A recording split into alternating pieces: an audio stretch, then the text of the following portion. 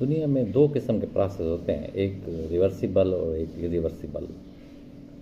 تو ایریورسیبل جو پروسیس ہیں ان کا انسان کو بہت دکھ ہوتا ہے،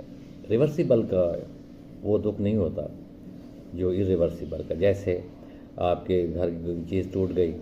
تو تھوڑے سے پیسے لگا کے انسان اس کو بنا لیتا ہے، یا کچھ چیزیں ایسی ہیں بہت ساری زندگی کے اندر جو دوبارہ ان کو آپ بحال کر سکتے ہیں، لیکن بہت سارے ایسے پروسیس ہیں جو ایریورسیبل، مثلاً کسی کا بازو کاٹ جانا